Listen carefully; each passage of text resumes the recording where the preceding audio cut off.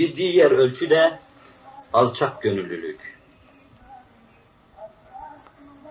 Yüzü yerde olanlar hak katında da sonsuz payelere ulaşırlar. Burnunu dikip böbürlenenler, herkese hakir görüp çalıp satanlar ise hemen hemen her zaman halk tarafından istisgala uğramış, hak tarafından da azaplara çarptırılmışlardır.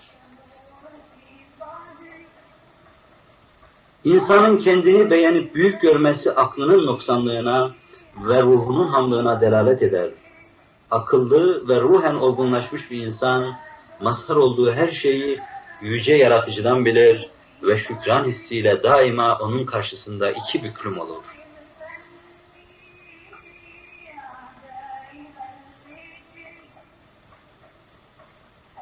Mütevazi olma, yaratıcının takdirine, halkın tahkir ve tikdirine karşı insanın gönlüne hoşnutluk hissini kazandırır.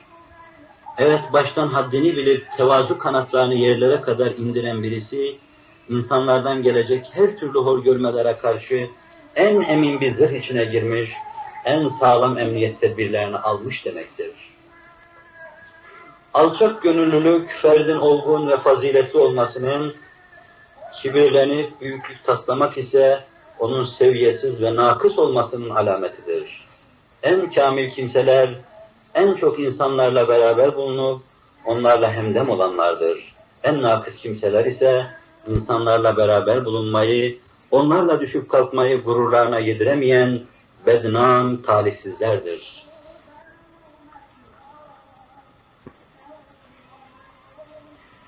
Yaşadıkları cemiyet içinde kadir ve kıymetleri bilinmeyenler, seciyelerindeki tevazu sayesinde er geç yükselir, şereflere ererler.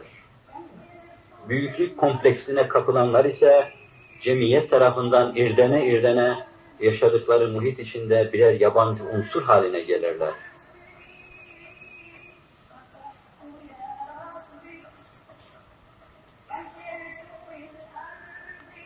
Bir insanın insanlığa yükselmesi, onun tevazu ile, tevazu da makam, mansıp, servet ve ilim gibi halkın itibar ettiği şeylerin onu değiştirmemesiyle belli olur.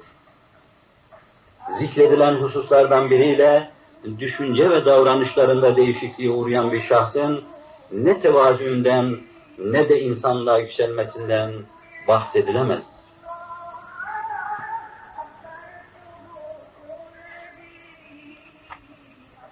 Alçak gönüllülük hemen bütün güzel huyların anahtarı mesabesindedir.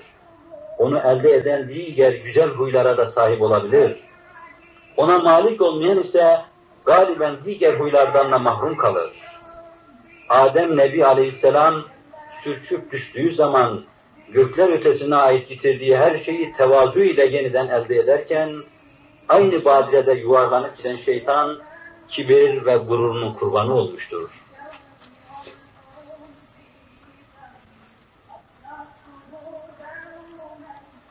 Tekkiye ve zaviyelerde hep yüzü yerde olanlar pervaz edip yükseldiler. Mektep ve medreselerde de daima alçak gönüllüler istifade etmesini bilip cemiyetlerine faydalı oldular. Burnunu dikip tekkiyenin adab ve usulüne riayet etmeyenler, birinin rahle-i tedrisi önüne diz çöküp bir şeyler öğrenmeyi gururuna yediremeyen talihsizler ise hep mahvolup gitmişlerdir.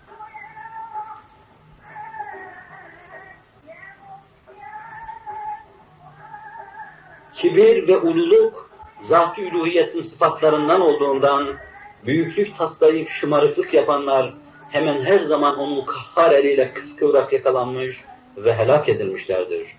Haddini bilip mütevazı olanlar ise, yükselip onun huzuruna ermişlerdir.